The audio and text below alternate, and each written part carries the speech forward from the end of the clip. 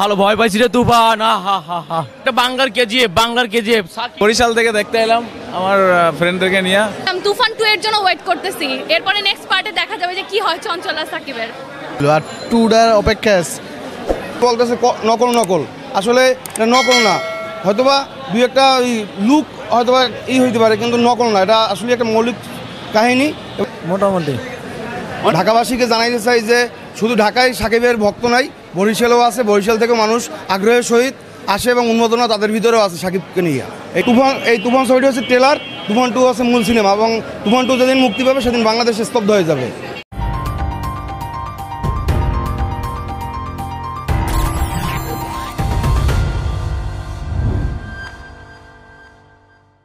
বাংলাদেশের হিরো শাকিব খান আরো উন্নত হোক, অভিনয় শান্ত, দ্বিতীয় তুফান ছবিটা অসাধারণ, দারুণ, খুব ভালো ভয় পাইছি রে তুফান। এটা বাংলার কেজিএফ, বাংলার কেজিএফ। সাকিব বস, মোটামুটি ভালো, সাকিব বস, সুপার বস, মোটামুটি অনেক সুন্দর হয়েছে, অনেক সুন্দর হয়েছে, অনেক সুন্দর হয়েছে, অনেক সুন্দর হয়েছে। খুবই চমৎকার ছিল ভাই। বরিশাল থেকে দেখতে এলাম আমার ফ্রেন্ডদেরকে নিয়ে, খুবই চমৎকার। ঢাকায় অভিরুচি ছিল, আমরা তো মেহেন্দিগঞ্জ থেকে, ওখান থেকেও আমাদের লঞ্চ যাইতে চিন্তা করলাম যে ঢাকাতে গিয়ে দেখি, তাই আপনার মধ্যে আসা হলো। পয়সা তুফান 2 দেখতে চাই। ছবি এখনো দেখি নাই, এখন দেখার জন্য আসছি, কারণ প্রতি বছর শাকিব খানের ছবি না দেখলে মনটা ভালো লাগে না, বুঝছেন। ইনশাআল্লাহ ছবির টিকিট কাটছি, 5 বার দেখছিলাম, এখন 6 বার। ভালো লাগে, সাকিবের ভক্ত আমি।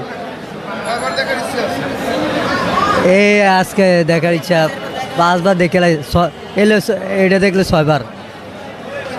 অসাধারণ ছিল, এক কথায় জাস্ট ওয়াও। আর তুফান 2 এর জন্য ওয়েট করতেছি।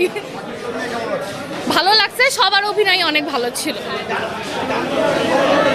হ্যাঁ, গান তো দেখতে দেখতে অস্থির অবস্থা ছিল, তবে বড় পর্দা অনেক বেশি ভালো লেগেছে। এটাই তো বললাম, তুফান 2 এর জন্য ওয়েট করতেছি, এরপরে নেক্সট পার্টে দেখা যাবে যে কি হয় চঞ্চল আর সাকিবের। অনেক সুন্দর একটা মুভি, সবাই ভালো এসে দেখার জন্য আমন্ত্রণ রইল। আর 2টার অপেক্ষা এটা খুবই সুন্দর হয়েছে ভাই, খুবই ভালো, অনেক ভালো হয়েছে ছবিটা।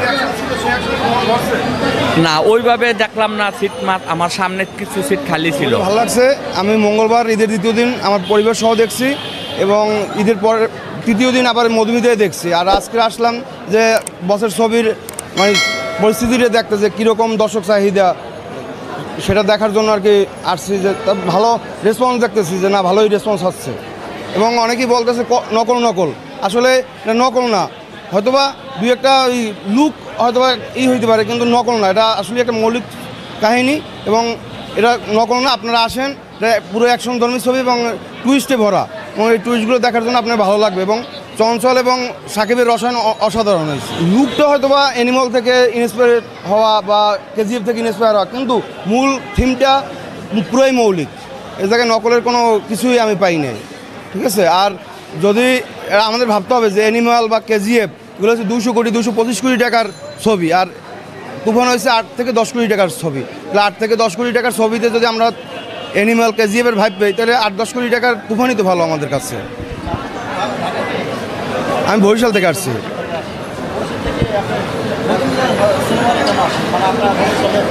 বরিশালে হল আছে, অভিরুচি সিনেমা হল, কিন্তু ঢাকায় আসছি এই যে একটু ঘুরে ঘুরে আর কি সাকিব খানের ছবি দেখবো। আর প্লাস ঢাকাবাসীকে জানাইতে চাই যে শুধু ঢাকায় সাকিবের ভক্ত নাই, বরিশালেও আছে, বরিশাল থেকে মানুষ আগ্রহের সহিত আসে এবং উন্মোদনা তাদের ভিতরেও আছে সাকিবকে নিয়ে, এইটি জানানোর জন্য আসা হয়।